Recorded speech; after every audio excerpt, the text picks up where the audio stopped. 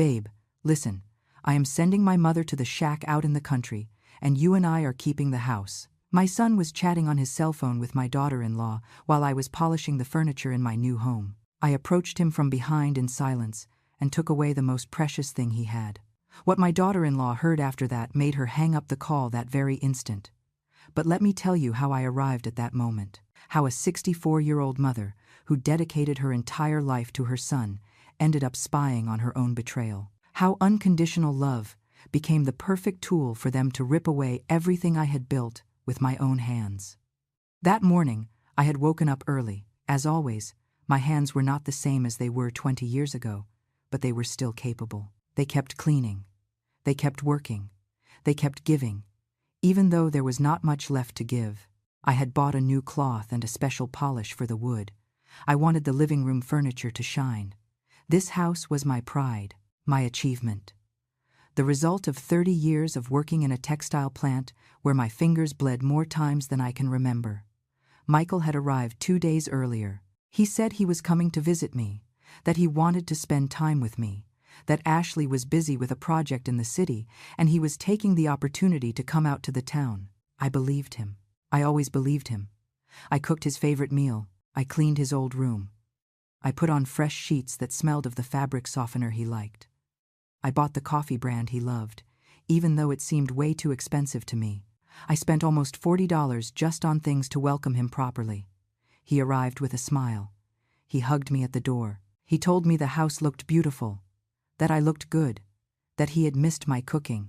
I melted, as always. Just like every time my son gave me a crumb of affection, I had dinner with him that night and we talked about everything and nothing. He asked about my neighbors, about my health, about my routines. I told him everything in great detail because we had not had a conversation like that in months. I thought my son was finally maturing, that he finally valued his mother. How foolish I was. The next morning, he got up late. I had already eaten breakfast and was cleaning the living room. The wooden furniture I had bought with so much effort needed constant care. Each piece of furniture had a story. I bought the coffee table when Michael turned 15.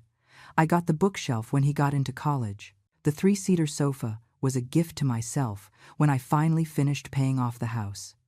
Every penny I spent on this house came from my sweat, from my tired hands, from my swollen knees after so many years standing in the factory.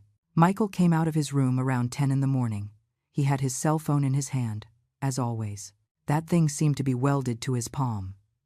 He greeted me with a quick kiss on the forehead and poured himself some coffee. I kept cleaning. I did not want to bother him. I did not want him to think his mother was a nagging old woman who would not leave him alone. Then his phone rang. Ashley. I saw the name on the screen before he answered. My daughter-in-law. The woman who married my son 6 years ago and who since then seemed to have a personal mission to distance me from him. But I never said anything. I never complained. A good mother does not meddle in her son's marriage. A good mother stays quiet and hopes they include her. Michael answered and walked toward the hallway. I kept cleaning the coffee table. I moved the cloth in soft circles, trying not to make noise. I wanted the wood to shine. I wanted everything to be perfect. Then I heard his voice.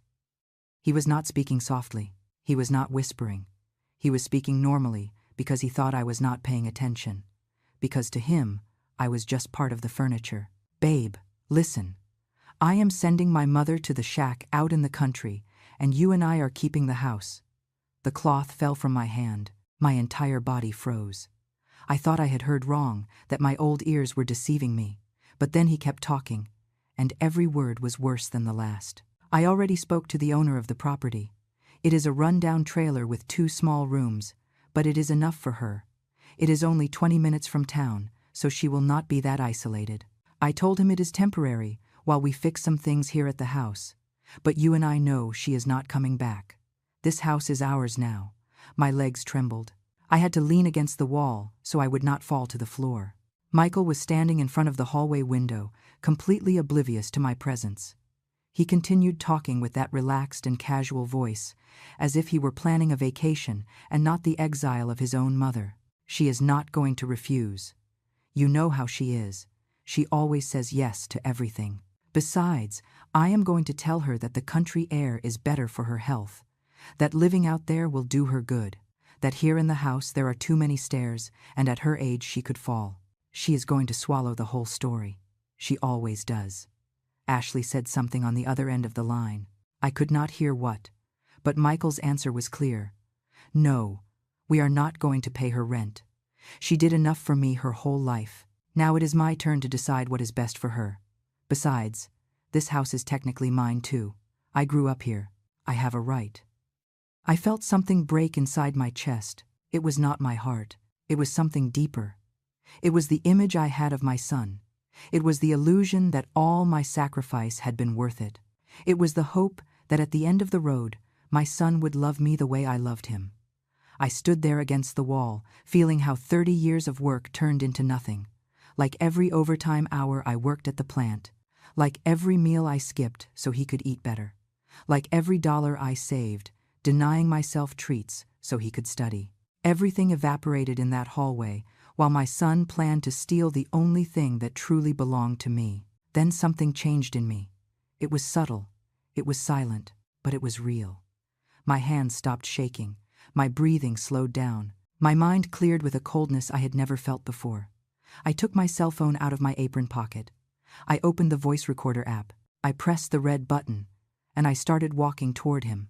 My steps were silent. The hallway carpet muffled any sound. Michael kept talking, oblivious to everything. Oblivious that his mother was less than 6 feet away, documenting every word of his betrayal. The trailer costs $400 a month. It is cheap. But do not worry. She has her Social Security check. Let her pay her own rent. We need that money to remodel the kitchen. You always wanted a modern kitchen, and this house has good space. We are going to knock down that wall and put an island in the center. It is going to look gorgeous. I got closer. I was right behind him now. So close I could see the screen of his cell phone. So close I could hear Ashley breathing on the other side. My hand held my phone up high, recording every second, every word, every betrayal.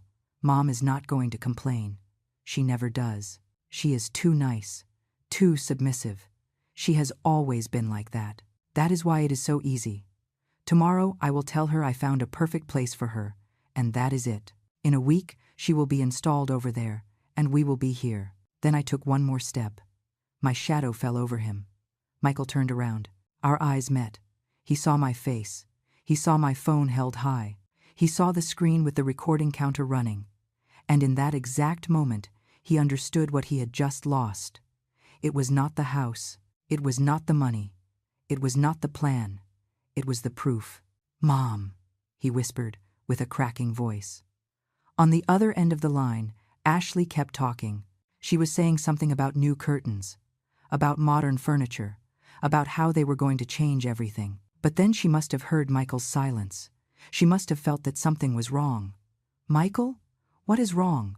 Why aren't you talking?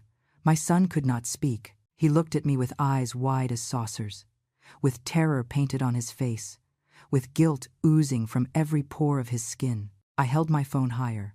I made sure he could see the screen clearly, that he understood that every second of the last 5 minutes was recorded, saved, protected. Michael, what is happening? Ashley's voice sounded hysterical now. Then I did something I never thought I would do. I brought my mouth close to my son's phone, and I spoke directly into the receiver. My voice came out clear, firm, without any trembling. Hello, Ashley. It is me, Linda, your mother-in-law, the one you were going to send to the shack, the owner of this house. There was a silence, then a stifled scream, then the unmistakable sound of a call being cut off. My son dropped the phone. It fell onto the carpet with a dull thud. He stood there looking at me as if he were seeing a ghost, as if his submissive and obedient mother had just turned into something he could not recognize. I stopped the recording. I put my phone in my pocket, and then I spoke with a calmness that surprised even myself. You have 2 hours to get out of my house, Michael. 2 hours to pack your things and get out. And if you ever try to take what is mine, this recording is going to reach everyone.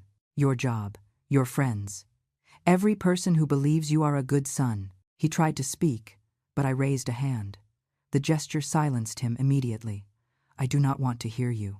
I do not want your excuses. I do not want your tears. I just want you to leave. I turned around and walked back to the living room. I picked up my cloth from the floor, and I kept cleaning my furniture as if nothing had happened. But everything had happened, and I had just recovered something I had lost a long time ago, my dignity. But to understand how I arrived at that moment of absolute clarity, I need to take you back in time. I need to show you who I was before I became the woman who held that phone recording, the betrayal of her own son. I need you to understand why that instant was so devastating and so liberating at the same time. I was born in a small town where women learned from childhood that their value lay in serving, in caretaking, in shutting up. My mother cleaned other people's houses, and my father worked in the fields. We were poor but dignified. Or, that is what they told us. Dignity was the only thing we had when we did not have enough to eat 3 times a day. I met Michael's father when I was 19.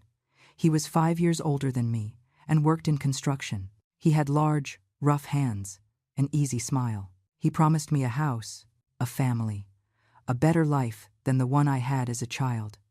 I believed him because I wanted to believe him. Because at 19, one believes that love is enough to build a future.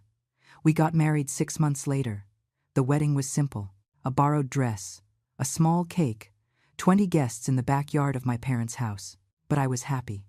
I thought my life was finally going to begin, that I was going to have my own home, my own children, my own story.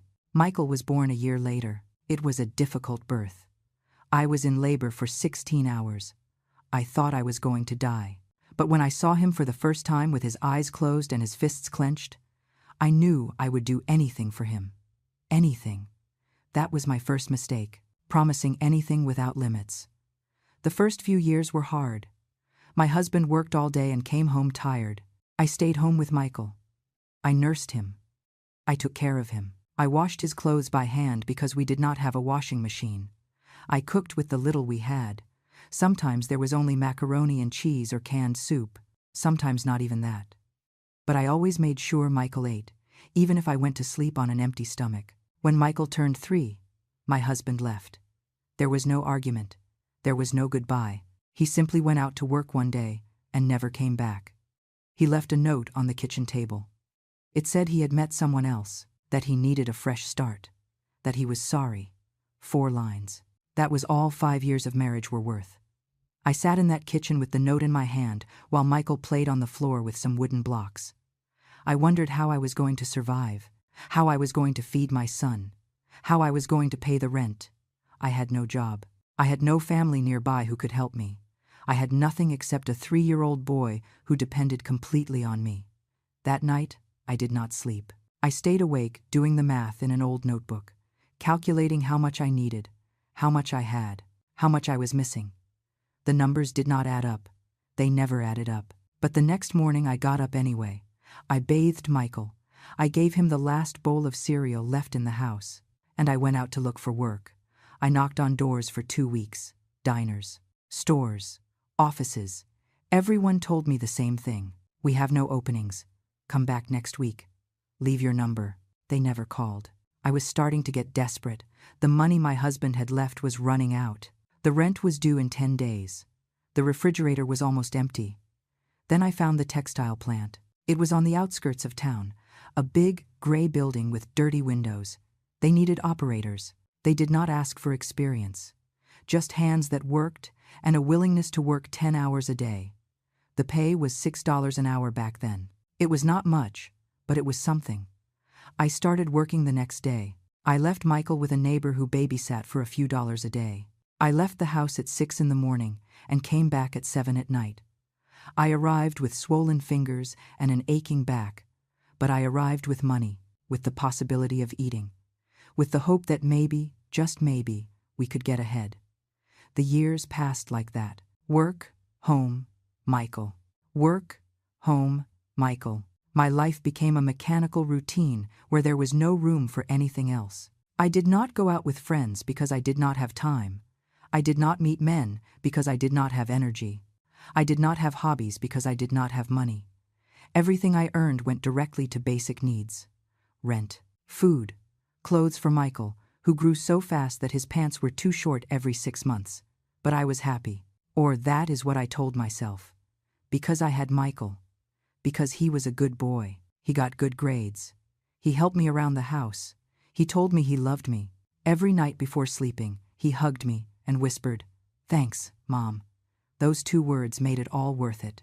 When Michael turned 12, he started to change. He started noticing what other kids had, and he did not. Brand name sneakers, video games, new bicycles. He asked me for things I could not give him. I tried to explain. I told him money was tight, that we had to prioritize, that there were things more important than expensive sneakers. He understood. Or so it seemed. But something in his look changed. He started seeing me differently. As if I were responsible for his life, not being like his friends' lives. As if working 10 hours in a factory was not enough sacrifice. As if everything I did not matter because at the end of the day, he was still the kid without the cool shoes. Even so, I kept working. I kept saving. When Michael turned 15, I bought him that coffee table that was in my living room today. It cost $200. I saved for 6 months to buy it. When I brought it home, Michael barely looked at it. He said thanks and went to his room. I stood there looking at that table, wondering if one day he would understand what it meant. What it cost, what it represented. The high school years were difficult. Michael wanted to go to college. He wanted to study business administration. He wanted to be someone important. I supported his dream, but the numbers did not add up. College was expensive. Textbooks were expensive. Transportation was expensive. Everything was expensive, and I was still earning barely above minimum wage in that gray factory. But I got a second job. I cleaned offices on weekends. 4 hours every Saturday and Sunday for a little extra cash. It was exhausting. My knees started to hurt. My back cracked every time I got up. But Michael was going to go to college. He was going to have a better life than mine. He was going to be someone. For 4 years, I paid for his education. Tuition, books, gas money, meals. Everything came out of my 2 jobs. I lived on the minimum. I bought the cheapest clothes. I ate leftovers. I did not go to the doctor even if something hurt because every dollar counted. Every dollar was for Michael, for his future, so that he would not have to work in a factory like his mother. He graduated with honors. I was in the front row the day of his ceremony. I wore a dress I had bought at a thrift store. It had cost me $8, but I had washed and ironed it with such care that it looked new. When they called his name and he went up on stage to receive his diploma, I cried. I cried with pride, with happiness, with relief. Because he had done it. Because my son was a professional. Because all the sacrifice had been worth it. After the ceremony, Michael hugged me. He said, "Thank you, Mom." He told me none of this would have been possible without me. He promised he was going to take care of me when he got a job, that he was going to pay back everything I had done for him. I believed him. I always believed him. He got a job 6 months later. A company in the city. He started earning a good salary, something like $3,000 a month to start. It was not a fortune, but it was more than I had earned in my entire life. He moved into a small apartment near his office. I stayed in our rented house, continuing with my 2 jobs, because even though Michael was working, I still needed to pay for my own life. At first, he came to visit me every 2 weeks. He brought food. He gave me some money, $50, $100. I saved them even though I did not need them for urgent expenses. I kept them as proof that my son loved me, that he remembered me, that he had not forgotten me. But the visits became spaced out. Every 2 weeks turned into once a month. Then every 2 months, then only on Christmas and my birthday. He said work kept him busy, that he had a lot of responsibilities, that he was building his career. I understood, or I tried to understand, because that was what good mothers did. Understand. Wait. Do not complain. He met Ashley when he was 28. She worked at the same company. She was pretty, well-dressed, from a family with money. Michael was in love. He introduced me to her at an uncomfortable lunch where she barely spoke to me. She asked what I did for a living. I told her I worked in a factory. She smiled, but it was not a warm smile. It was a smile that said, "Poor woman," without saying it out loud. They got married a year later. The wedding was big, elegant. in a hall with crystal chandeliers. I did not pay for anything. Ashley's family took care of everything. I only went as a guest. I sat at a table in the back. I wore a new dress that had cost me $60. It was the most expensive dress I had bought in my life. But next to the other guests, I seemed out of place. After the wedding, Michael changed even more. He was no longer just my son busy with his career. He was Ashley's husband. And Ashley had very specific plans about how their life should be, plans that did not include me. The visits became almost non-existent, maybe 3 times a year, and when he came, he always brought Ashley. She sat in my small living room looking at everything with that expression of someone who is evaluating. She touched my old furniture. She commented on how outdated the decor was. She suggested I should modernize, that I should change this or that, but she never offered help. Only criticism wrapped in false concern. I kept working at the plant. My hands were no longer the same. Arthritis had begun to settle in my fingers. Every movement hurt. Every shift was a battle against my own body, but I could not stop working. I needed the money. I needed to feel useful. I needed to have something that was mine, even if it was just a paycheck every 2 weeks. It was around that time that I started dreaming of something more, of having my own house. Not a rented house where the landlord could raise the rent whenever he wanted. Not a place where I lived with the constant fear of being evicted. I wanted something that was truly mine. A place where no one could kick me out, where I could die in peace knowing I had a piece of land with my name on it. I spoke to the bank. They told me that with my salary and credit, I could qualify for a small loan. I found a modest house on the outskirts of town, 2 bedrooms, 1 bathroom, a tiny kitchen, but it had a small garden and good light in the mornings. It cost $80,000. It was old and needed repairs, but it was perfect for me. I applied for the loan. They approved it on the condition that I give a down payment of $10,000. I had saved $8,000, money I had kept for years in a tin under my bed. I needed $2,000 more. I asked Michael for help. It was the first time in years I asked him for anything. I explained that I had found a house, that I needed a little help for the down payment, that it was an investment in my future, in my security. He listened in silence. Then he said he would talk to Ashley. 2 weeks passed. Finally, he called me. His voice sounded tense, uncomfortable. He told me he was very sorry, but they could not help me. That they had just bought a new car, that they were saving to remodel their apartment, that maybe in a few months. I told him there was no problem. That I understood, that he should not worry. I hung up the phone and cried.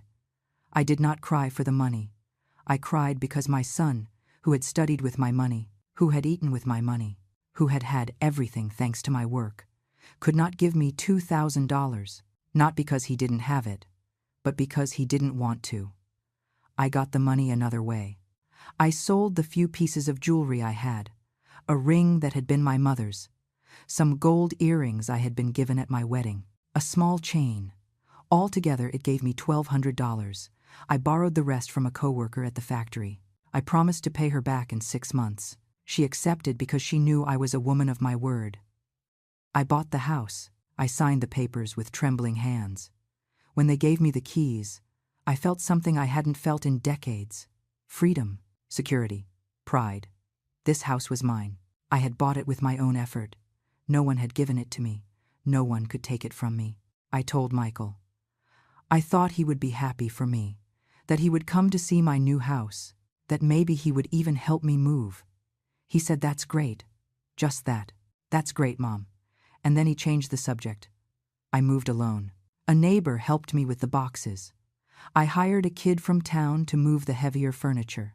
I paid him $50. Michael did not come. He said he had work, that he was sorry, that he would come visit me soon. Months passed before he came. When he finally appeared, he brought Ashley. They toured the house in 10 minutes. Ashley made comments about how small it was, about how old, about how much work it needed. Michael nodded to everything she said as if he had no opinion of his own. I prepared a special meal that day. I spent $40 on ingredients. I made Michael's favorite dish. I set the table with care. I used the good plates I had bought on sale. I wanted them to see that even though my house was small, it was dignified. It was cozy. It was mine. They ate quickly. Michael checked his cell phone between bites. Ashley barely touched the food. She said she was watching her figure, that she had read that heavy meals were not healthy. I nodded and kept eating in silence while my stomach closed up with every word of contempt disguised as health concern. They left after lunch. They said they had plans in the city, that they had come only because they were passing nearby. I said goodbye at the door with a smile that hurt the muscles of my face. I told them to come back soon, that they would always be welcome. Michael gave me a quick kiss on the cheek. Ashley waved from the car. I watched them drive away, and something inside me dimmed a little more. But I kept trying. I kept calling. I kept sending text messages. I kept asking how they were. I kept being the persistent mother who did not want to accept that her son had drifted away, not because of circumstances, but by choice. In the following years, things got worse. Michael almost never answered my calls. When he did, the conversation lasted 3 minutes. He was always in a hurry. He was always busy. There was always something more important than talking to his mother. Ashley started making more direct comments.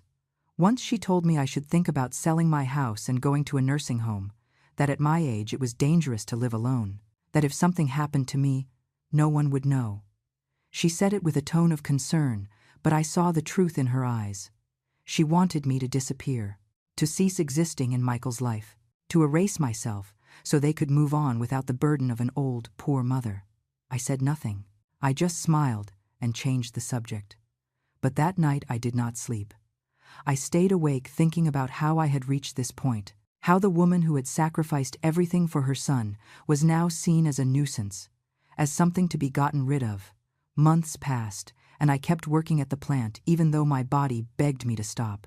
I kept paying my mortgage. I kept keeping my house clean and tidy. I kept living with the hope that someday Michael would remember who I was, who I had always been, the woman who loved him before he even existed. Then, 3 months ago, Michael called me. It was strange because he never called. He always waited for me to do it first. He told me he had been thinking about me a lot, that he felt bad for neglecting me, that he wanted to spend more time with me. He asked if he could come visit me, stay a few days, reconnect. I said yes immediately. My heart leaped with joy. I thought my son was finally coming back, that finally he had missed me, that finally everything was going to get better. I prepared for his arrival with such care. I cleaned the house from top to bottom. I bought new sheets. I filled the fridge with his favorite things. I spent almost $200 on that preparation, but I didn't care. My son was coming. My son wanted to be with me. He arrived 2 days ago, smiling, affectionate. We talked for hours. We ate dinner together. We watched TV. For the first time in years, I felt I had my son back, that everything had been worth it, that finally he was seeing everything I had done for him, how blind I was, how foolish, how naive. Because while I was polishing the furniture this morning believing my son finally valued me, he was in the hallway planning how to steal my house, my only asset, the only thing that truly belonged to me, and that was when I heard it. When that bubble of happiness exploded, when reality hit me with a force that almost knocked me to the ground. Babe, listen, I am sending my mother to the shack, and you and I are keeping the house. Everything made sense. The unexpected visit, the sudden affection, the questions about my routines. Everything had been a strategy, a way to evaluate, to plan, to betray. There I was, standing in my own living room, in the house I had bought with the sweat of 30 years, listening to my son plan to exile me, as if I were an old object that was no longer useful, as if the 64 years of my life had no value, as if everything I had done for him could be erased with a simple decision made without consulting me. My hand held the cleaning cloth, that cloth that had cost $3 and that I had bought with such excitement because I wanted my house to shine for my son. What irony! I was cleaning for him while he was planning to kick me out. Michael kept talking. His voice came clearly from the hallway. He was not whispering. He was not lowering his tone. He spoke with total tranquility, because it never occurred to him that I might be listening. Because for him, I was invisible. harmless, incapable of defending myself. The trailer is perfect for her. It is far away, but not that far. It has the basics. 2 small rooms, kitchen, bathroom. It is all she needs at her age. She can't maintain such a big house anyway. She struggles with the stairs. She struggles to clean. It is for her own good, for my own good. Those words went through me like knives. He was justifying my exile as an act of love, as if stealing my house were doing me a favor, as if sending me to live alone in a dilapidated trailer far from town where I had lived my whole life was taking care of me. Ashley said something I couldn't quite hear, but Michael's answer was perfectly clear. No, she won't suspect anything. I am going to tell her I got the place especially for her, that it is a quiet place where she will be better off, that here in town there is too much noise, too much pollution, that over there she will breathe fresh air. She will believe me. She always believes me. She always believes me. He was right. I had always believed everything, every excuse, every broken promise, every lie wrapped in smiles. I had swallowed it all because I wanted to believe my son was good, that he loved me, that someday he would give back even a fraction of everything I had given him. I already spoke to Mr. Christensen, the owner of the property. I told him my mom needed a quiet place for health reasons. He gave me a good price, $600 a month. She can pay it with her Social Security. She gets like $1,500 a month, so she can afford it. We don't have to spend anything on her. $1,500. That was my check, after 30 years in the factory. $1,500 that barely covered food, utilities, medicine, and Michael had calculated exactly how much he could take from me without me starving to death. He had done the math. He had planned every last detail of my impoverishment. I felt my legs start to shake. I leaned against the coffee table. That table I had bought when Michael turned 15. That table that cost 6 months of savings. That table he had barely looked at when I brought it home. Now that table was going to be Ashley's. She was going to put her fashion magazines on it. She was going to rest her expensive wine glasses on it. She was going to enjoy something I had paid for with my pain. And this house is perfect for us. It has good size, good location. We can remodel it completely. Knock down that kitchen wall. Make the whole space open concept. Change the floors. Modernize the bathrooms. It is going to look gorgeous. And the best part is, we won't pay rent. We are going to save like $3,000 a month. $3,000 a month. That was what my house was worth to them. Not the sacrifice it cost to buy it. Not the sleepless nights worrying about payments. Not the pride of having something of my own. Just $3,000 saved. Just an economic convenience. Ashley spoke again. This time I could hear part of what she was saying. Her voice sounded excited, almost childish. Oh, babe, I can't wait. I am already seeing the new furniture. I want a modern living room, all white with gold accents, and a kitchen with an island. I have always wanted a kitchen like that. Your mom has good taste for nothing. Everything here is so old, so ugly. Michael laughed. He laughed at his wife's comments about my house, about my furniture, about my taste. He didn't defend it. He didn't defend me. He just laughed, as if it were all a joke. As if I were a joke. I know, babe. That is why we are going to change everything. Nothing old will remain. We are going to make this house our home. A real home. Modern, elegant. Like we deserve.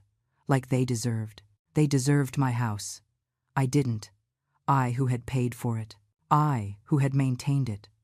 I who had worked until my hands bled to be able to buy it. I didn't deserve to live in it, but they did. My eyes filled with tears. But they were not tears of sadness. They were tears of rage, of helplessness, of a fury that had been asleep for decades and was now waking up with a violence that frightened me. And the best part is that legally she can't do anything.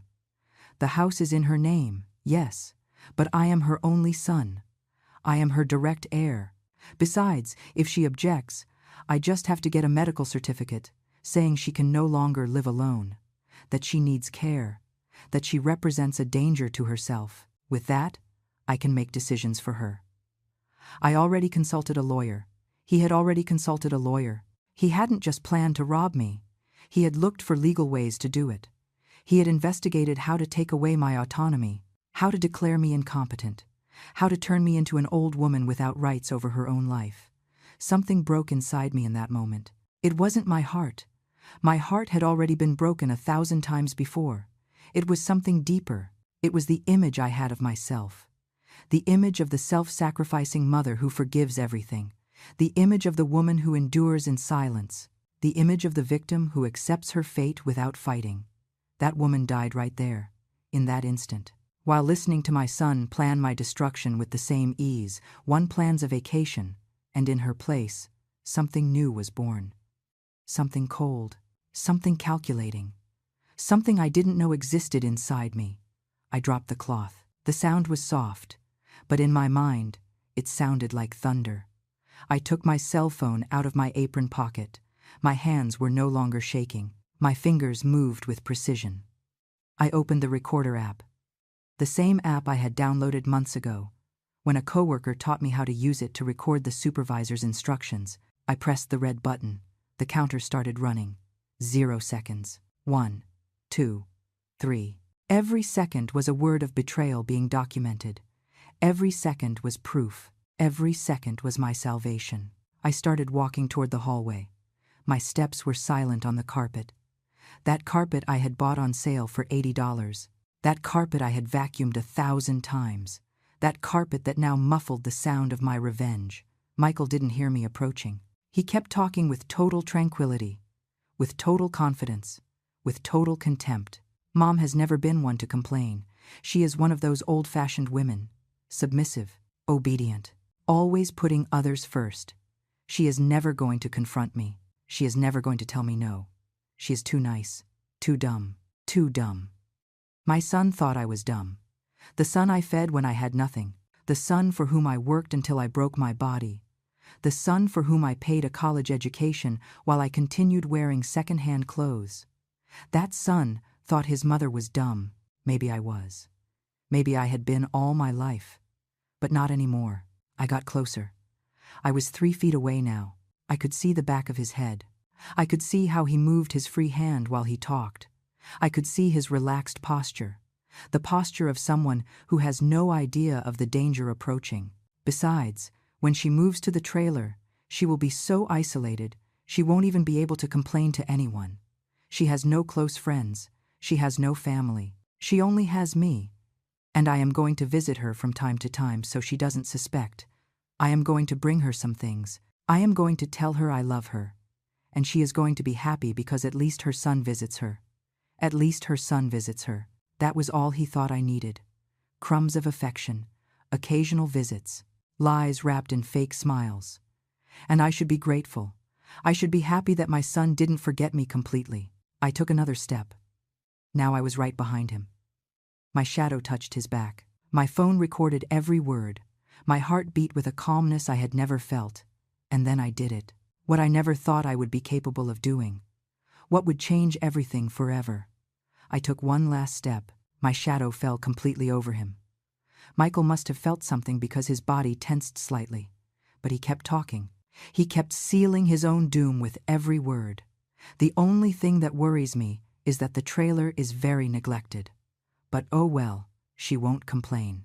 As long as she has a roof over her head, she will accept anything. And if she gets sick or something, well, that's a pity. But we did what we could. No one can tell us we are bad children. Bad children. He was worried about what people would say. Not about me. Not about my well-being. Only about his image. Only about maintaining the facade of a good son while sending me to die slowly in an abandoned shack. Michael turned around. Our eyes met. And that was when I saw it. I saw the exact moment his brain processed the scene. His mother standing behind him. His mother with the phone held high. His mother with the screen clearly showing the red recording symbol. The counter marking 3 minutes and 40 seconds. 3 minutes and 40 seconds of documented betrayal. 3 minutes and 40 seconds of evidence. 3 minutes and 40 seconds that had just changed everything.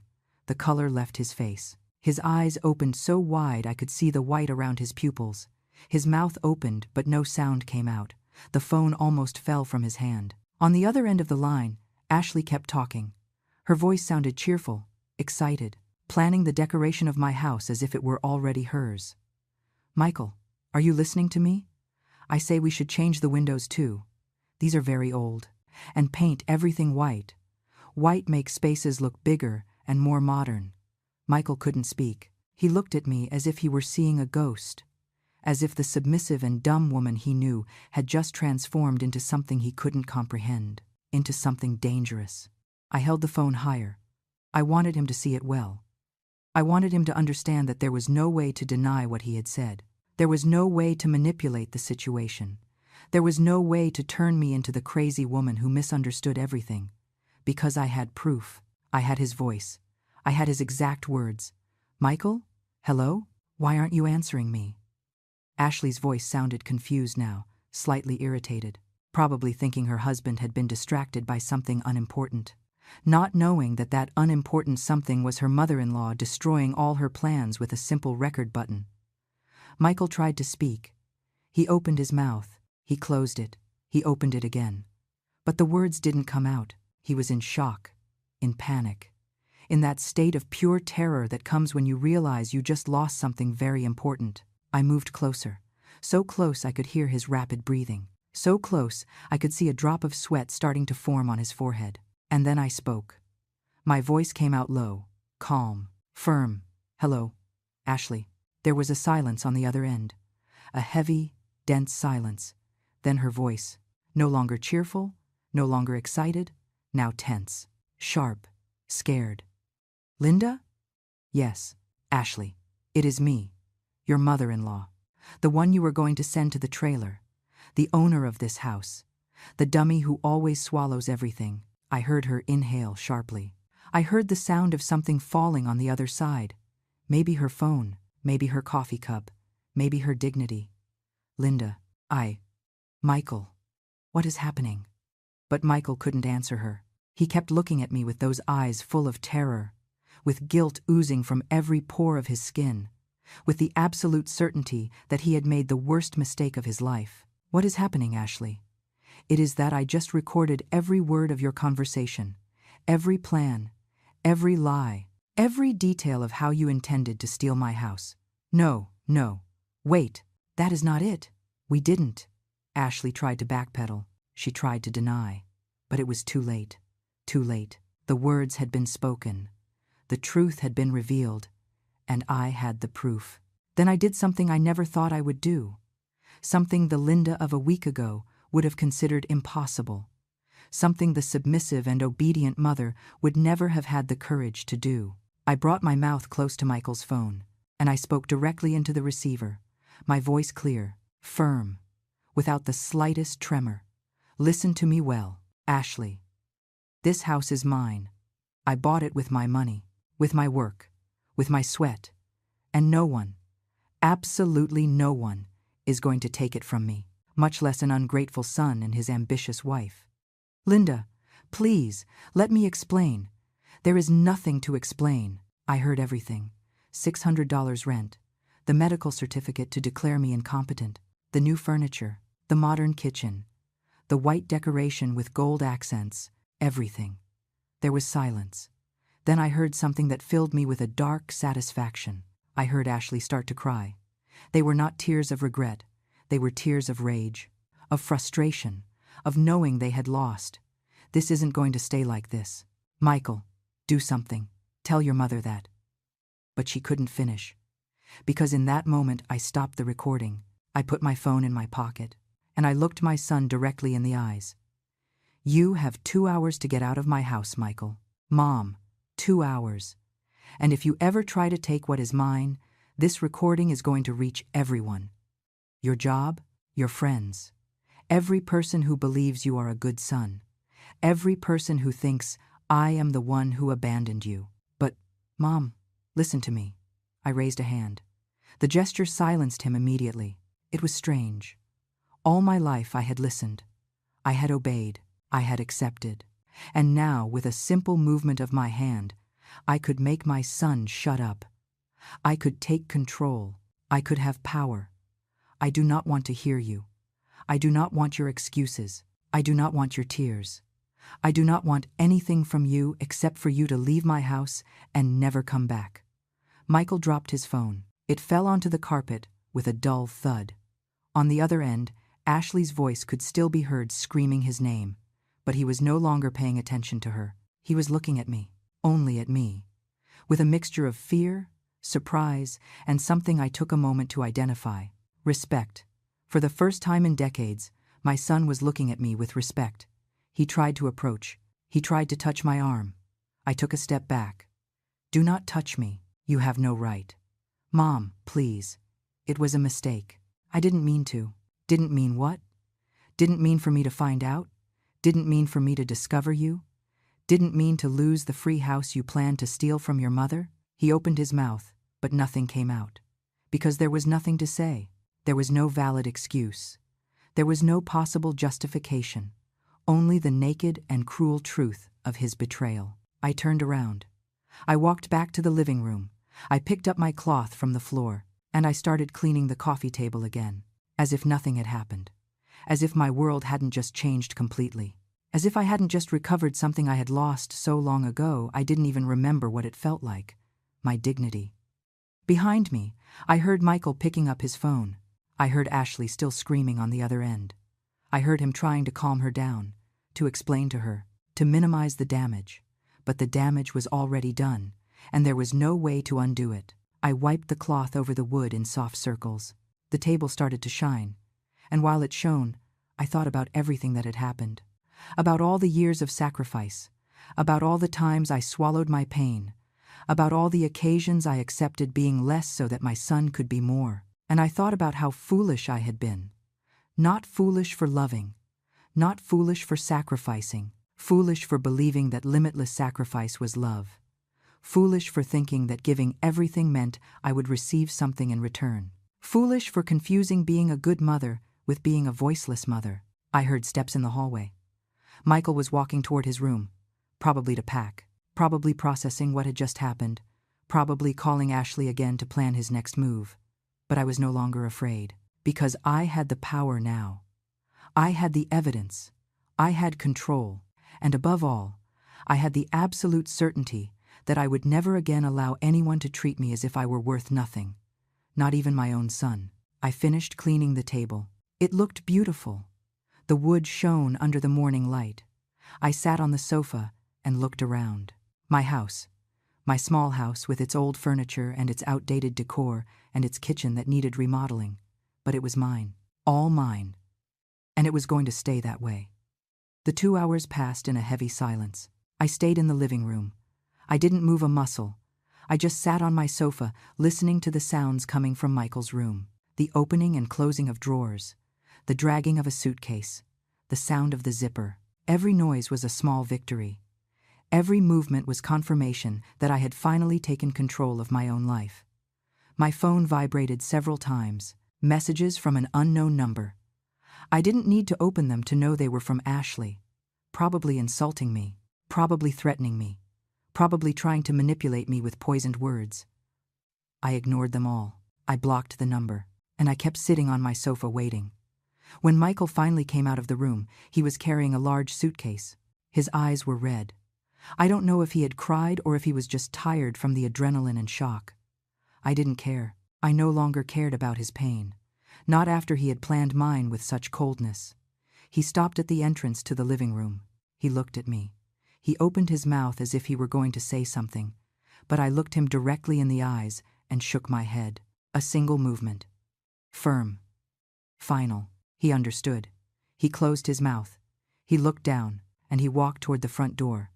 Before leaving, he stopped, his hand on the doorknob, his back to me. His voice came out low, broken. "I'm sorry. Mom." 3 words. 3 words that arrived 30 years late. 3 words that no longer meant anything because actions had screamed much louder than any apology. I didn't answer. I just waited for him to open the door, for him to leave, for the sound of his steps to fade down the driveway, for the engine of his car to start, for the noise to get lost in the distance. And when finally silence filled my house again, I let out the air I didn't know I had been holding. My shoulders relaxed. My hands stopped gripping the edge of the sofa. My eyes closed. But I didn't cry. There were no more tears. There was only a cold and absolute clarity about what I needed to do now. I got up. I went to my room.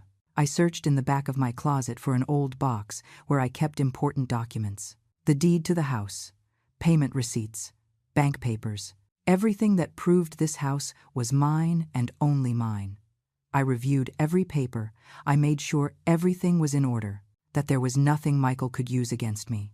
Then I looked in my contact list for a number I hadn't called in months. Susan Miller, a neighbor who lived 3 streets down. We had become friends years ago when we both worked night shifts. She cleaned offices like me, but then she had studied and now worked at a law firm as a paralegal. She wasn't a lawyer, but she knew the law. She knew about rights. She knew how the system worked. I dialed her number. She answered on the 3rd ring. "Linda? What a surprise. How are you?" Her voice sounded warm, genuine. It was strange to hear warmth after hours of coldness and betrayal. "Susan, I need your help. It is urgent." There was a pause. Then her tone changed. It became serious, professional. What happened? I told her everything, from the beginning to the end. The conversation I heard, the recording I made, the 2 hours I gave Michael to leave. Everything. While I spoke, my voice remained firm. I didn't break. I didn't hesitate. I just recounted the facts as they were. Susan listened in silence. When I finished, there was a moment of stillness. Then a long sigh. "Linda, you did exactly the right thing." Those words, those 6 simple words, gave me more validation than 30 years of trying to be a good mother. Is the recording legal? Can I use it? Yes. In this state, it is legal to record a conversation if you are part of it or if you are on your own property. You were in your house. It is completely valid. And with what you tell me, Michael said, you have clear proof of intent to defraud and abuse an elderly person. I felt something heavy lift from my chest. I was right. I had proof. I had rights. What do I need to do now? First, save that recording in several places. Email it to yourself. Upload it to a cloud. Save it on a USB drive. It cannot disappear under any circumstances. I will do it today. Second, you need to change the locks on your house. Today. Now. Not tomorrow. Michael has keys. And even though he left, we don't know if he will try to come back. You are right. I am going to call a locksmith. Third, and this is important, Linda, you need to make a clear will specifying that Michael inherits nothing, and you need to document everything that happened today. Write it down. With dates, with times, with details. If this goes to anything legal, we need a record of everything. My hands shook for the first time in hours, not from fear, from the magnitude of what I was doing, from the finality of every step, from how I was closing doors I never thought I would close. Susan, he is my only son. I know, Linda, but a son who tries to steal your house and send you to a shack to keep your assets is not a son. He is an abuser, and you owe him nothing. You already gave him everything, your entire life, and he paid you with betrayal. She was right. I knew she was right. But decades of being a mother were not erased with a phone conversation. They were not erased even with a betrayal. The instinct to protect him was still there. Small, whispering. But there, I know it is hard. But think about this. If you hadn't realized today, in a week, you would be in that shack, alone, paying rent with your pitiful pension check while he lives in your house, changing your furniture, erasing your existence. Is that what you want? No. The word came out firm, clear, definitive. No, that is not what I want. I don't deserve it. Exactly. You don't deserve it. You deserve to live in your house. The house you bought with your work, the house that is yours. And you deserve to live without fear of someone taking it from you. I took a deep breath. Susan was right about everything. I needed to act. I needed to protect myself. I needed to make sure this never happened again. I am going to do everything you told me. Everything. Good. And Linda, one more thing. Do not answer calls from Michael or Ashley. No matter what they tell you, no matter how they manipulate you, do not answer. If they need to tell you something, let them do it through a lawyer. You need distance. You need protection. Okay, I won't answer. Tomorrow I will stop by your house. We will review all your documents. And if you need, I will accompany you to make the will and any other legal matter. You are not alone in this. Thank you. Susan, don't thank me. That's what friends are for. And Linda, listen to me well. I am proud of you. What you did today, recording that conversation, defending your house, that takes courage. A lot of courage. I hung up the phone and sat on the edge of my bed. Susan's words resonated in my head. I am proud of you. When was the last time someone told me that? When was the last time I myself had been proud of me? I couldn't remember. I got up. I looked in my old notebook for the number of a locksmith I had used years ago when I lost my keys. I dialed. An older man answered. Palacios locksmith. I need to change all the locks on my house. Today, if possible. Today. Let me check. Yes, I can be there in 2 hours. Are there 3 locks? 4. Front door, back door, garden door, and the garage door. Okay. It is $200 for the whole job. Includes new, high-quality locks. Perfect. I will wait for you here. I gave him my address. He confirmed he would arrive around 4 in the afternoon. I hung up and looked at the clock. It was 2 o'clock. I had 2 hours to do everything Susan had told me. I opened my old computer, the one I had bought used years ago and barely knew how to use. I went to my email. It took me 3 tries to remember the password. Finally, I got in. I connected my phone to the computer with an old cable I found in a drawer. It took me 20 minutes to figure out how to transfer the recording. But finally, I managed. I emailed it to myself. Then I saved it in a folder on the computer. Then I copied it to an old USB drive I found in the same drawer. 3 copies, in 3 different places, as Susan had said. Then I opened a new document, and I started writing. Date, time, everything that had happened, every word of the conversation I remembered, every detail of the confrontation, every moment from when I heard Michael's voice until he walked out the door. I wrote for an hour. My fingers hurt. My back hurt. But I kept writing, because this was important, because this was my protection, because this was my documented truth. When I finished, I saved the document. I printed it. I put the printed sheet together with my other important documents, and I breathed. The doorbell rang. It was 4 o'clock sharp. The locksmith was punctual. I opened the door. It was a man of about 70, white hair, strong hands, kind look. Good afternoon, ma'am. I am here to change the locks. Come in, please. He entered with his toolbox. He started with the front door. I sat in the living room and watched him work. There was something therapeutic about watching how he removed the old lock, how he installed the new one, how he handed me the new keys. 2 keys for each lock. 8 keys in total. It took almost 2 hours to finish everything. When he finished, he showed me how each lock worked. He gave me tips on security.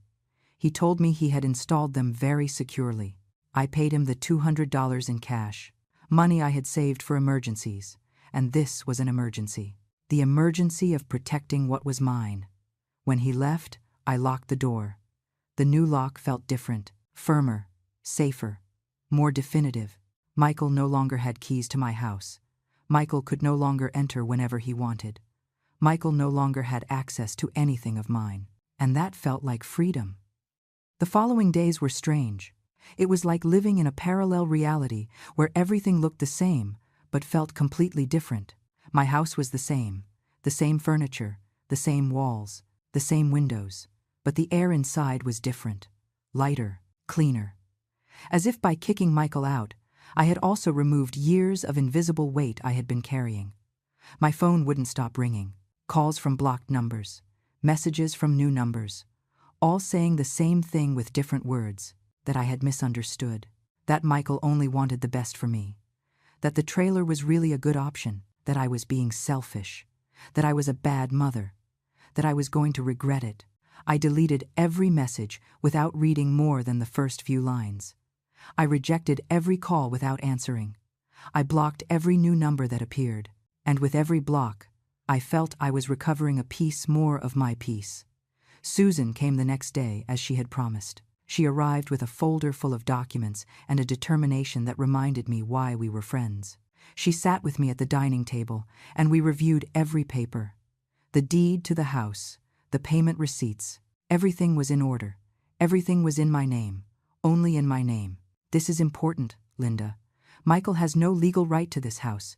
You bought it before he was of legal age. It is completely in your name. There is nothing he can do legally to take it from you. And if he tries to say, I am not mentally well, that I need care? He said he had spoken to a lawyer about that. Susan shook her head. For that, he would need medical evidence. He would need a doctor to certify that you cannot make your own decisions. And look at you. You work. You pay your bills. You maintain your house. You made the smart decision to record his conversation and defend yourself. There is no doctor who can say you are not in your right mind. But he tried. I plan to do it. Planning it and achieving it are two different things. And now you have proof of his intentions. If he tries anything, you can prove it is he who is acting with malice, not you. Those words gave me a security I didn't know I needed. I wasn't crazy. I wasn't exaggerating. I was protecting what was mine, and that was completely valid. Susan took another document out of her folder. Now, this is a will template.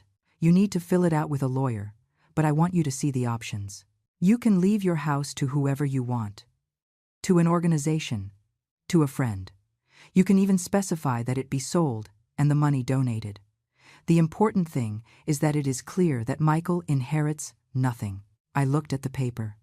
Seeing those blank words waiting to be filled made everything real in a way it hadn't been until that moment. I was disinheriting my only son. I was cutting the last tie that bound us, the tie of the future, the tie of inheritance, the tie of blood turned into assets. Is it the right thing? Susan put her hand over mine. Her fingers were warm, firm. Linda, the right thing is to protect yourself. The right thing is to make sure no one abuses you, not even your son. Especially your son, because he knew exactly what he was doing to you, and he did it anyway. Focus on you. She was right. She was always right. I know a good lawyer. He is not expensive. I can ask for an appointment for next week. We can go together. Thank you, Susan. She stayed with me all afternoon. We drank coffee. We talked about things that had nothing to do with Michael. About her children who lived in the city. About her work at the firm. About the soap operas we watched. It was normal. It was simple. It was what I needed. When she left, it was already getting dark. I locked the door with my new lock. I engaged the deadbolt, and I stood there in the silence of my house. It was a different silence than the one I had known before. It wasn't the silence of loneliness. It was the silence of peace. The silence of knowing that no one was going to enter without my permission. That no one was going to plan my exile in my own hallway. That no one was going to rob me while I cleaned my furniture with love. The days turned into weeks. I established a new routine. I got up early. I made my coffee. I sat in the garden to watch the sunrise, something I had never done because I was always rushing, always running, always working to give more to Michael. Now, the time was mine. All the time was mine. I cleaned Michael's room. I took out his things, the few he had left. I put them in boxes. I stored them in the garage. I didn't throw them away because a small part of me still couldn't, but I took them out of my sight. I took them out of my daily space. I painted the room a soft yellow. It took me 3 days because my old hands couldn't work very fast, but I did it. Every stroke of the brush was therapeutic. Every layer of new paint covered the memories. It erased them. It turned them into something different. When I finished, the room was no longer Michael's room. It was just a room, a space, a possibility. Susan took me to the lawyer, a young man of about 40 who treated me with respect, with dignity. He listened to me. He reviewed my documents. He listened to the recording. And he looked at me with something I recognized as admiration. Miss Linda, you did exactly the right thing. You have all the evidence you need, and we are going to ensure your house is fully protected. We made the will. I specified that the house be sold after my death and the money donated to an organization that helped older women in abusive situations. It seemed appropriate. To turn my pain into help for others, to turn my house into protection for those who didn't have the luck to record everything. The lawyer charged me $300. It was more than I wanted to spend, but it was necessary. It was my protection, my security, my last word. Michael tried to come once. 2 weeks after kicking him out, he arrived on a Saturday morning. He rang the doorbell. I was in the kitchen making breakfast. I heard the bell, but I didn't move. He rang again, then again. Then he started knocking on the door with his knuckles. "Mom, I know you are there. Please, let me in. I need to talk to you." His voice sounded desperate, but I had learned not to trust tones of voice.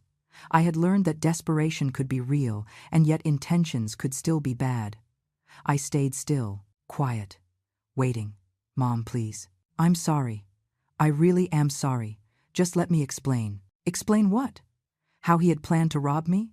How he had calculated exactly how much of my pension he could take from me?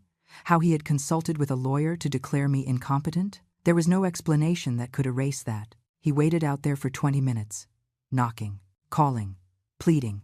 I continued making my breakfast: scrambled eggs, toast, black coffee. I ate at the dining table, listening to how his voice cracked on the other side of the door. And I felt nothing. No pity, no guilt, no impulse to open. I only felt the firmness of knowing I was doing the right thing. Finally, he left. I heard his car engine fading away. I heard the silence return, and I continued eating my breakfast in peace. That afternoon, I found an envelope he had slid under the door. I picked it up. Inside was a handwritten letter, Michael's handwriting that I had known since he learned to write. I read it once, only once.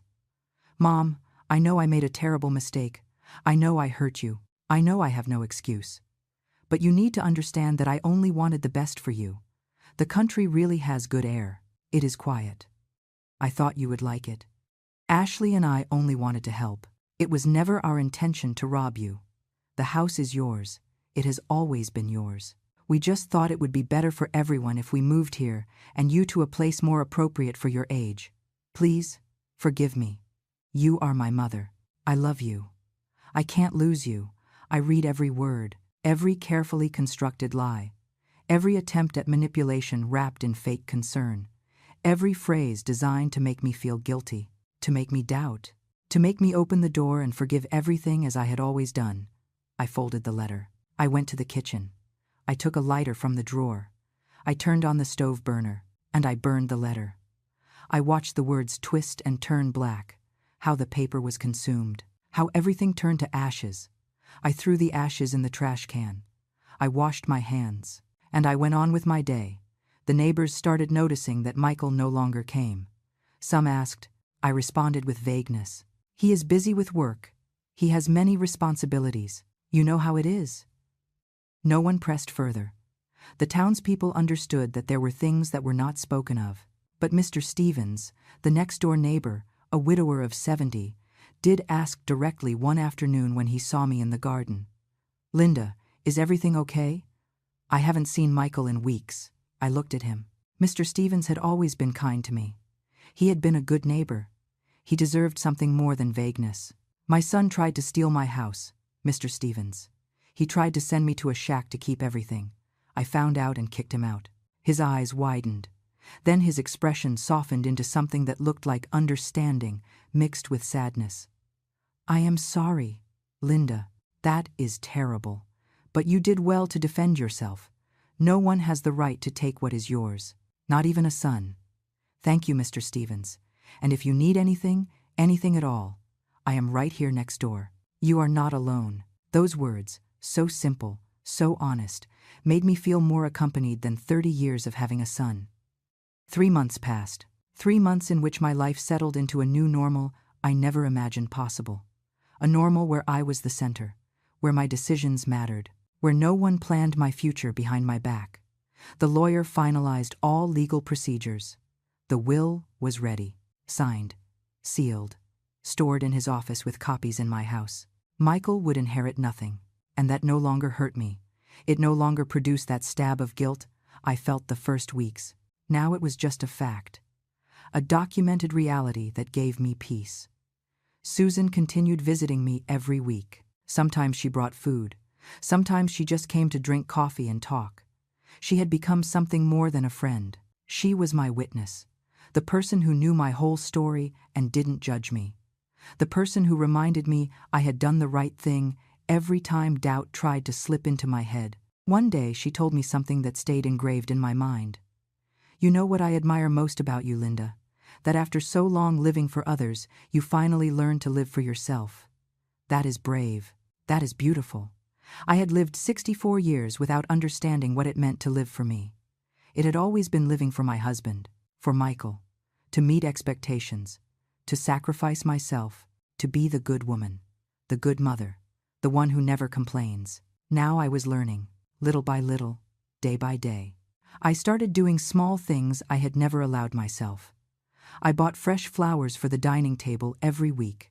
They cost $8, but they made me happy. I sat in my garden in the afternoons just to watch the sky. I ate when I was hungry without waiting for anyone. I watched the Hallmark movies I liked without feeling I was wasting time. Small things. Insignificant to anyone. Revolutionary for me. Mr. Stevens became an unexpected friend. Sometimes he knocked on my door with a plate of food he had made too much of. Sometimes he asked for help fixing something in his house just as an excuse to chat. There was no romance. There were no intentions beyond friendship.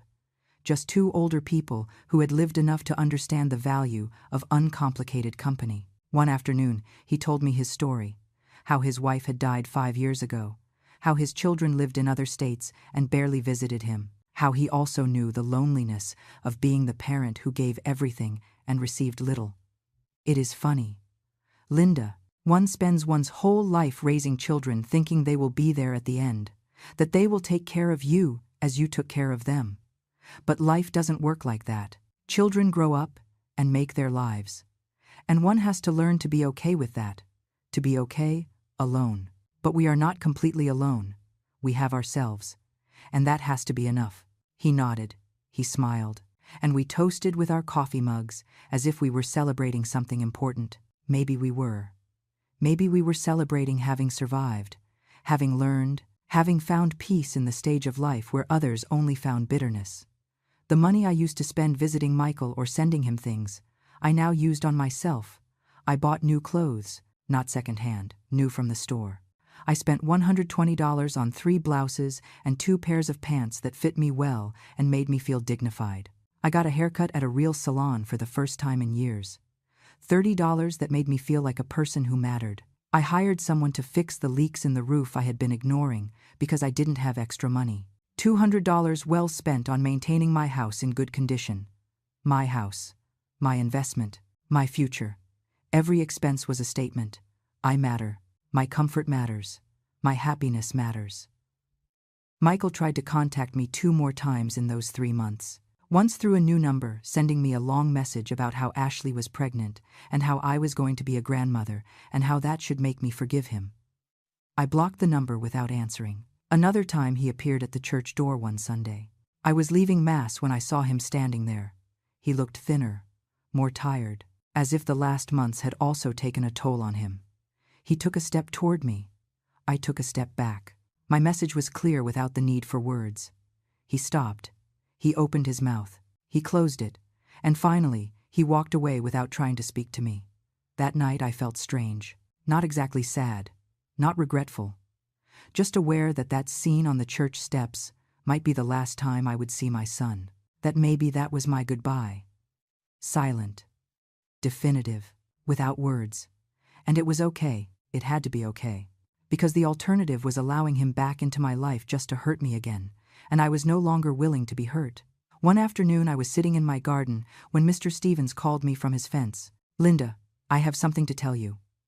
I crossed into his garden. I sat on his old wooden bench. He offered me lemonade. I accepted. "I saw your son a few days ago. He was with his wife downtown. They looked. Well, they didn't look good. She was arguing with him right in the street. Something about money. About an apartment they can no longer afford. Something inside me tensed. But it wasn't worry. It was something more complex. It was confirmation that Michael had lost more than just his plan to steal my house. He had lost his stability. I didn't want to tell you, but I thought you should know. In case he tries to come again. In case he tries to manipulate you with money problems. Thank you for telling me, Mr. Stevens. But even if he comes, I won't help him. Not anymore. He made his decisions. Now he has to live with the consequences. Well said, Linda. Well said. We drank our lemonade in silence. A comfortable silence. a silence that didn't need to be filled with unnecessary words. That night I went to bed early. My body was no longer young. The days tired me faster than before. But it was a good tiredness, a tiredness earned doing things for me, not for others. Before sleeping, I thought about everything that had happened, about the woman I was 3 months ago, that woman who polished her furniture with hope, waiting for her son to value her. That woman who would have accepted going to the trailer just to avoid conflict. That woman who lived to please. That woman no longer existed. She had died the day I pressed the record button on my phone. She had died, and in her place someone new was born. Someone stronger, someone who knew her worth. And even though the path had hurt, even though I had lost my only son in the process, I didn't regret it. I couldn't regret it, because for the first time in my life, I was truly living, not surviving, not sacrificing, living. I fell asleep that night with a small smile on my lips, with the certainty that my house was mine, that my life was mine, that my future, however short it might be, belonged completely to me, and that was more than I had had in 64 years. Months later, when everything was already in order, when my life had found its rhythm, when I hardly thought about Michael except as a closed chapter of my story, I received the final confirmation that I had made the right decision. But that would come later, in a chance encounter that would close everything definitively, an encounter that would show me exactly what the son I raised had become, an encounter that would let me sleep every night without a single shadow of regret. 6 months after kicking Michael out of my house, life had given me something I never thought I would have at 64. True peace. Not the fake peace that comes from ignoring problems. Not the temporary peace that comes from avoiding conflicts. Real peace. Profound. The peace of knowing that your life belongs completely to you. I had found a part-time job at the town bookstore. I didn't need it desperately. My Social Security covered my basic expenses. But I wanted to be busy. I wanted to have a purpose that wasn't just existing. The owner was a kind man who valued my life experience. He paid me $10 an hour. I worked 4 hours a day, 5 days a week. $200 a week that I spent on things that made me happy. Books, plants for my garden, occasional outings to eat with Susan. Small luxuries that before I would have denied myself, thinking it was selfish to spend on myself. My house had transformed. It was no longer just the place where I lived. It was my sanctuary. I had painted the living room a soft cream color. I had bought new cushions for the sofa. I had hung curtains that let the morning light in beautifully. Every change was small. Every change cost little. But together, they had turned my house into something that was completely mine. Mr. Stevens had started coming to dinner on Sundays. We took turns cooking. He made a delicious chicken and rice. I prepared my specialty beef stew. We ate. We chatted. We watched some old movie on my small TV. It wasn't romance. It was something better. It was genuine company. It was friendship in its purest form. Susan had been promoted at the firm. Now she was a senior assistant and earned better. She invited me to dinner to celebrate. We went to a modest but nice restaurant. We spent $40 between the two of us. And while we ate and laughed, I realized something important. This was my family now. Susan, Mr. Stevens, the regular customers at the bookstore who greeted me by name, the neighbor who brought me tamales every month. This was my chosen family, not the blood family that had betrayed me, but the family I chose and who chose me back. It was a common Tuesday when I saw him. I had left the bookstore early because we had little traffic. I decided to stop by the market to buy fresh vegetables for dinner. I was choosing tomatoes when I heard it. That voice I had known since he was born. That voice that had called me Mom for the first time. That voice that had planned my exile with such coldness. Michael was on the other side of the aisle. He hadn't seen me yet. He was arguing with Ashley in a low voice, but loud enough for me to hear snippets. "We don't have money for that, Ashley. I already told you." "Well, get it. I don't know how, but get it. The baby needs things. I need things. I can't keep living like this." The baby. So it was true.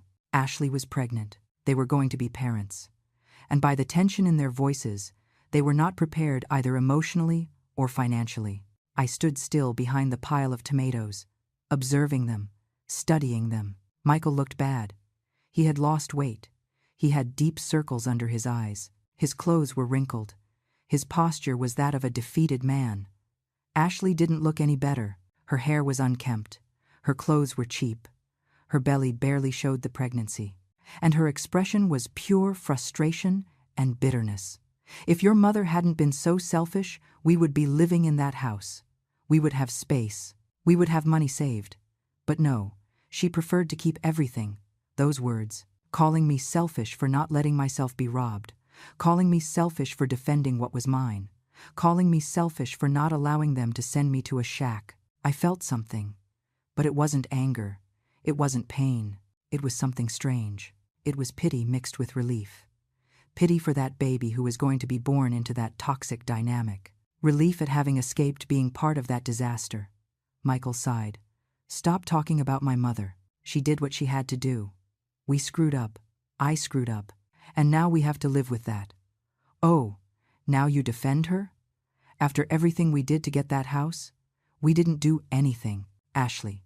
We planned to rob my mother. That is what we did, and she discovered us. It is over. We lost. Let's move on. Ashley looked at him with contempt. That contempt that had probably always been there, but Michael had been too blind to see. You are useless. Your mother is right not to want you in her life.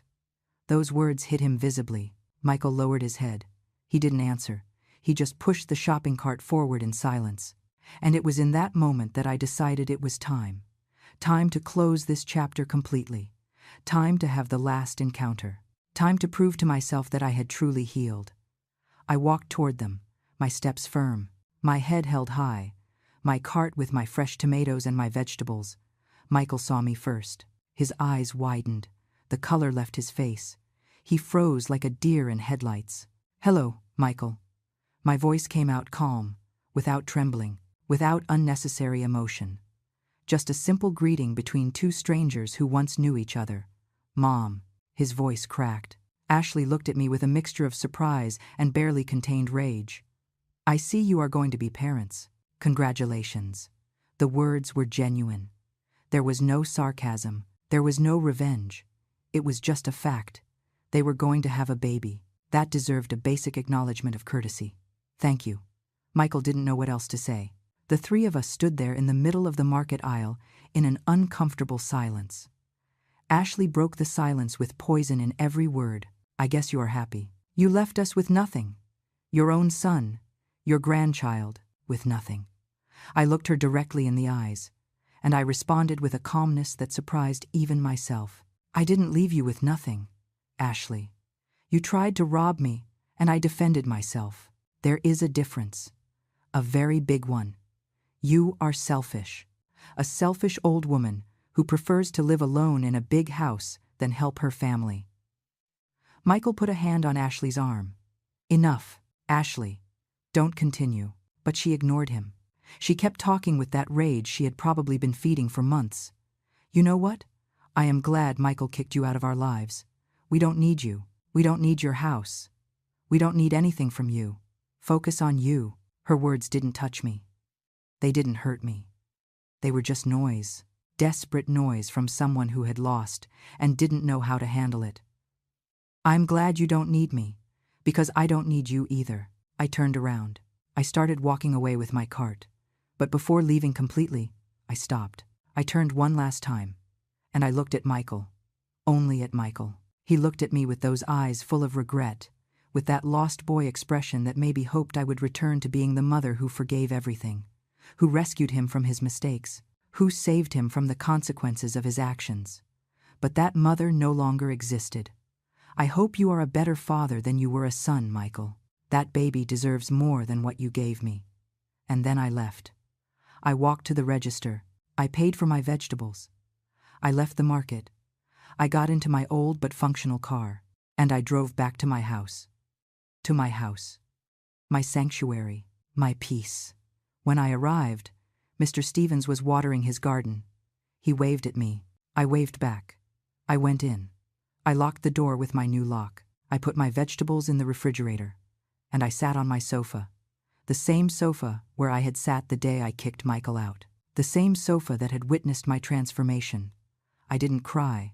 I didn't feel sadness. I didn't feel regret. I only felt a deep and absolute peace. The peace of knowing I had done the right thing. The peace of having chosen my dignity over guilt. The peace of having finally understood that loving does not mean letting yourself be destroyed. That night I ate alone. I made a simple soup. I poured myself a small glass of wine I had bought the week before. I sat in my dining room with my bowl, with my glass, with my peace, and I thought about the whole journey, about the woman I was, about the woman I am now, about how sometimes life breaks us so we can rebuild ourselves stronger. Michael would go on with his life. He would have his baby. He would face his problems. He would learn or not learn from his mistakes. But it was no longer my responsibility. It was no longer my burden. It was no longer my pain. I would also go on with my life. In my house, with my job, with my chosen friends, with my garden that bloomed every spring, with my books, with my quiet afternoons, with my freedom won by blows of courage. I washed my bowl. I turned off the lights. I went to sleep in my bed, in my room, in my house that no one would ever take from me. And for the first time in 64 years, I closed my eyes knowing with absolute certainty that my life was completely mine, that I had recovered not only my house, but something much more valuable. I had recovered myself. And that, finally, was enough.